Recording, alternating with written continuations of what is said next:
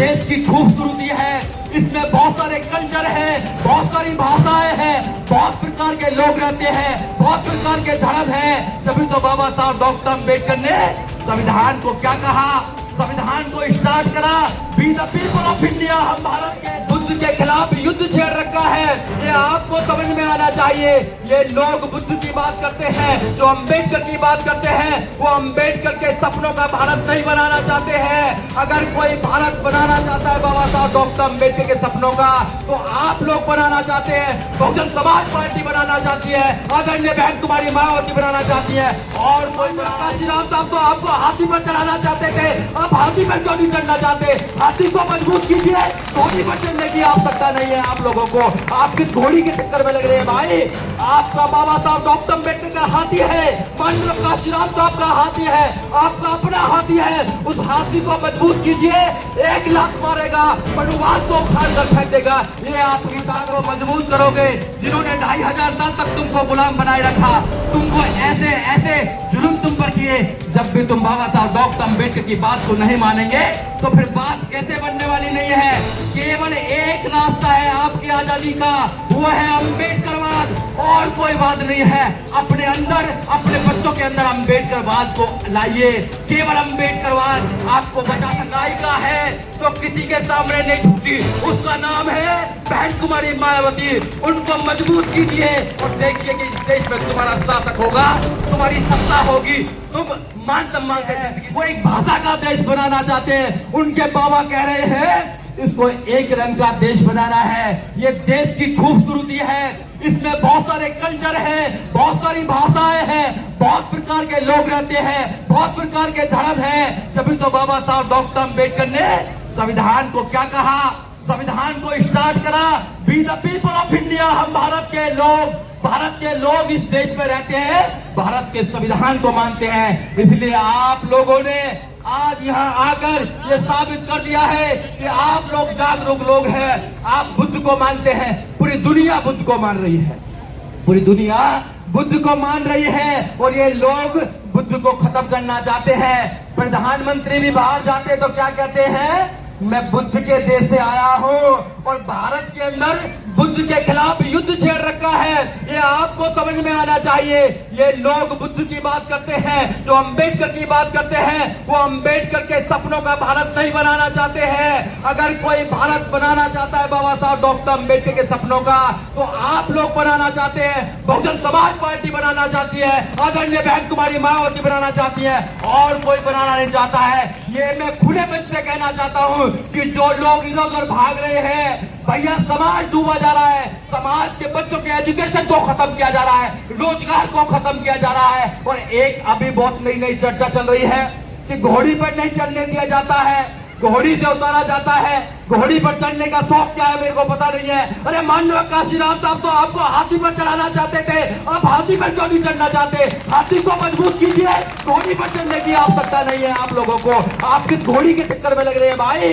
आपका बाबा साहब डॉक्टर अम्बेडकर का हाथी है, माननीय काशीराम साहब का हाथी है, आपका अपना हाथी है। उस हाथी को मजबूत कीजिए, एक लात मारेगा, मनुवाद को उखाड़ कर फेंक देगा। ये आपकी ताकत है। जब भी हाथी को कमजोर किया है, आप पर अत्याचार हुए हैं, और जब भी तुमने हाथी को मजबूत किया है, किसी की औकात नहीं कि आपकी तरफ कोई आंख उठाकर देख ले। ये आपने देखा होगा अभी बोखारा 2027 में उत्तर प्रदेश के अंदर, आप लोग मोस्टली उत्तर प्रदेश के लोग हैं। आपका एक ही सपना होना चाहिए कि उत्तर प्रदेश में फिर दोबारा 2027 में 2007 की तरह अपनी सरकार होना चाहिए, बहुजनों की सरकार होना चाहिए। और एक बात और बताना चाहता हूं, जब तुम्हारी सरकार बनी तो बहन जी ने क्या क्या किया, दो शब्द और बताना चाहता हूं, क्योंकि यहाँ पर ये जो प्रोग्राम है ये बुद्ध का प्रोग्राम है। तो बहन जी ने क्या करा, गौतम बुद्ध नगर बनाया, गौतम बुद्ध यूनिवर्सिटी बनाने का काम किया। बहन जी ने गौतम बुद्ध सर्किट बनाने का काम किया। जब लोग निकलते होंगे नोएडा की तरफ, एक तरफ सेक्टर 14 है, सेक्टर 15 फिल्म सिटी है, हजारों करोड़ की जमीन है, और एक तरफ तुम्हारी विरासत है जिसका नाम है दलित राष्ट्रीय प्रेरणा केंद्र। वो किसने बनाया? वो आपकी सरकार ने बनाया, वो हाथी ने बनाया। जब भी तुमने हाथी को मजबूत करा, आपके बच्चों की जीरो बैलेंस पर एडमिशन करने का काम किया। वो आपके बच्चों के एजुकेशन को खत्म करना चाहते हैं। अगर आपके जीवन से एजुकेशन को निकाल दिया जाएगा, आपके पास कुछ नहीं बचने वाला। जो मेरी बहनें यहाँ चल रही थी, जो मेरे भाई इधर बैठे हैं, जो मेरे भाई उधर बैठे हैं, वो सब पढ़े लिखे लोग हैं। पढ़े लिखे लोग समझते हैं कि इनकी क्या रणनीति चल रही है, क्या राजनीति चल रही है। जो हमारा अनपढ़ समाज है, जो हमारा भाई है, जो गांव में रहता है, जो गली कूचों में रहता है, उसको तो पेट भरने के लिए इन्होंने मजबूर कर दिया है। उसके लिए तो पैसा बहुत जरूरी है, उसके लिए तो इतना मजबूर कर दिया उसको कि उसको राजनीति से कोई लेना देना नहीं है। मगर आप लोग, जितने भी लोग यहाँ बैठे हैं, आप जागरूक लोग हैं। समाज के अंदर जा जाकर ये बात कीजिए कि हमें अपनी पार्टी को मजबूत करना है, हमें किस पर विश्वास नहीं करना है। क्योंकि बाबा साहब डॉक्टर अम्बेडकर ने अपने 4 बच्चों की कुर्बानी देने के बाद आपको ये अधिकार दिया कि आप राजा बना सकते हैं। और कोई ऐसा अधिकार आपके पास नहीं है जिससे कि आप अपने परिवार को, अपने समाज के किसी व्यक्ति को, अपनी बहन को, अपने बेटे को राजा बना सकते हैं। केवल डेमोक्रेसी में वोटिंग का अधिकार आपके पास है जो राजा बनाता है। और वो कैसे मिला? वो बाबा साहब डॉक्टर अम्बेडकर की बच्चों की कुर्बानी के बाद मिला। उस कुर्बानी को जाया मत जाने दीजिए। अरे बाबा साहब डॉक्टर अम्बेडकर ने अपने बच्चों की कुर्बानी दी, अपनी पत्नी की कुर्बानी दी, माननीय काशीराम साहब ने अपनी कुर्बानी देने के बाद आपको मजबूत घर दिया है। उस घर को बचा लीजिए, घर को मजबूत कर लीजिए। लोग लड़ने के लिए तैयार है, नौजवान लड़ने के लिए तैयार है। आप लोग खड़े हो जाएंगे तो घर बच जाएगा। और जब घर बच जाएगा तो दुश्मन भाग जाएगा। दुश्मन कमजोर है, वो अंधविश्वास पर टिका हुआ है।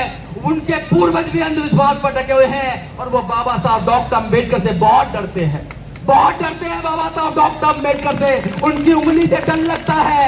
बाबा साहब डॉक्टर अम्बेडकर की उंगली से उन्हें डर लगता है कि ये उंगली वाला जो व्यक्ति है, जो महान व्यक्ति है, जो कोलंबिया यूनिवर्सिटी में सिंबल ऑफ नॉलेज है। 2012 के इंडिया के अंदर एक सर्वे हुआ कि कौन महान व्यक्ति कौन है आजादी के बाद, तो बाबा साहब डॉक्टर अम्बेडकर का नाम आया। CNN ने एक प्रोग्राम किया था, उसमें ये बात हुई थी। तो बाबा साहब से डरते हैं।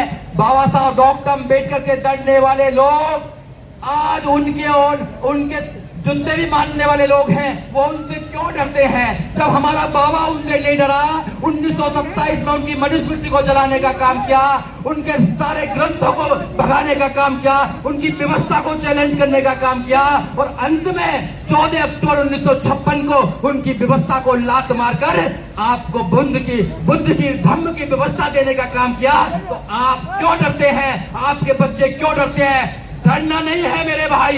हम इस देश के निवासी हैं, ये देश हमारा है। इस देश में बाबा साहब डॉक्टर अम्बेडकर का कानून चलता है। जितना उनका देश है उससे ज्यादा हमारा देश है, क्योंकि हमारे लोग इस देश का निर्माण करते हैं, सड़क से लेकर संसद तक बढ़ाने का काम करते हैं। इसलिए आपको मजबूती से रहना है। जहां जो है, अभी केपी चौधरी साहब बता रहे थे कि किसी को घर बेचना पड़ेगा। अरे दिल्ली में किसी की औकात नहीं कि कोई किसी में शोषण कर सके। हमको बताना, हम देखेंगे कौन से कौन शोषण करेगा। दिल्ली देश की राजधानी है। अब दिल्ली में भी डरेंगे तो फिर हमारा गांव का भाई कैसे संघर्ष करेगा? कोई नहीं डरेगा। जो संगठन के साथ रहेगा, जो भाईचारे के साथ रहेगा, जो अम्बेडकरवाद के साथ रहेगा, बुद्धवाद के साथ रहेगा, उसको डरने वाला व्यक्ति नहीं है। उससे सब लोग डरते हैं। जब आप बता दीजिए, किसी मनुवादी को बता दीजिए कि आप तो बुद्धवादी हैं, अम्बेडकरवादी हैं, तो वो कहता है कि भैया आपसे बात नहीं करनी, आपके समझ में हमारा लॉजिक नहीं आएगा। वो कहता है ये तो हमारे देवी देवताओं को नहीं मानते, भगवानों को नहीं मानते। भैया इनसे टक्कर लेना हमारे बस की बात नहीं है। जब तुम उनके घर में जाओगे, उनकी व्यवस्था को मजबूत करोगे, जिन्होंने 2500 साल तक तुमको गुलाम बनाए रखा, तुमको ऐसे ऐसे जुल्म तुम पर किए, जब भी तुम बाबा साहब डॉक्टर अम्बेडकर की बात को नहीं मानेंगे तो फिर बात कैसे बनने वाली नहीं है। केवल एक रास्ता है आपकी आजादी का, वो है अम्बेडकरवाद, और कोई बात नहीं है। अपने अंदर, अपने बच्चों के अंदर अम्बेडकरवाद को लाइए। केवल अम्बेडकरवाद आपको बचा सकता है, आपकी विरासत को बचा सकता है, आपके मान सम्मान को बचा सकता है, आपके बच्चों के एजुकेशन को बचा सकता है, आपको राजा बना सकता है, आपको इस देश का शासक बना सकता है, उसका नाम है बुद्धवाद और अंबेडकरवाद। और सारे बात जितने भी है वो सब नकलीवाद है, झूठेवाद है। केवल अंबेडकरवाद इस देश में सबसे ऊपरवाद है। इसलिए आप लोगों ने मेरी बात को सुना, आपने मेरी बात को सुना, उसका बहुत बहुत धन्यवाद। और मिलिंद भाई का बहुत बहुत धन्यवाद, उन्होंने यहाँ कर बुलाकर मेरे विचारों को आप तक पहुंचाने का काम किया। साथियों, जुल्म के साए में मुंह खोलेगा कौन? अंबेडकरवाद किसको बोलते हैं कि जो बुराई के खिलाफ काम करे, तो जुल्म के साए में मुंह खोलेगा कौन? और हम भी चुप रहेंगे तो फिर बोलेगा कौन? हम भी चुप रहेंगे तो फिर बोलेगा कौन? बोलना है, हमेशा बोलना है। कुछ लोग कह रहे हैं कि मनुस्मृति दोबारा आएगी। मनुस्मृति को इस पैर के नीचे दबा के कुचलेंगे हम लोग, आप लोग कुचलेंगे। और हर साल इस देश में मनुस्मृति को दहन किया जाता है। इनके बाप ने मनुस्मृति को जलाने का काम किया, इनके बुजुर्ग कुछ नहीं कर पाए। हम जलाएंगे मनुस्मृति को, मनुस्मृति के उस व्यक्ति को भी जलाने का काम करेंगे जो इस देश में समानता की बात करेगा, संविधान को निकालने की बात करेगा। अरे इस देश में 1 लाख से ज्यादा वकील हैं, अगर सारे इकट्ठे हो जाए वकील, तो इनकी औकात नहीं कि एक भी व्यक्ति पर कोई शोषण कर सके। अफसोस की बात तो ये है कि सब घर में बैठे हुए हैं। बाबा साहब डॉक्टर अम्बेडकर के जो अधिकार है उनका मजा ले रहे हैं, मगर लड़ाई लड़ने के लिए कोई तैयार नहीं है। घर में बैठाए रखो घरों में, घर में भी कोई बचने वाला नहीं है। इसलिए मेरी बात को सुन लीजिए। आप सोचेंगे कोई पागल आया था कहने के लिए, मेरे से पहले भी बहुत सारे पागल आए हैं कहने के लिए, आपको जगा कर गए हैं, मगर जगह नहीं। बाबा साहब डॉक्टर अम्बेडकर, माननीय काशीराम साहब, आपके पास में एक ऐसा नायक है, ऐसी नायिका है जो किसी के सामने नहीं झुकती, उसका नाम है बहन कुमारी मायावती। उनको मजबूत कीजिए और देखिए कि इस देश में तुम्हारा शासक होगा, तुम्हारी सत्ता होगी, तुम मान सम्मान से जिंदगी जियोगे। जय भीम, जय भारत, जय संविधान, जय मूल निवासी साथियों। बाबा साहब की बदौलत ही है जो इतना दमदार बोल लेते हैं। और सर, मनुस्मृति जलाने की कोई जरूरत नहीं है। हमारे बाबा साहब ने जला करके एक ही बार ऐसा दहन कर दिया है कि उसे दोबारा उठने की जरूरत ही नहीं है।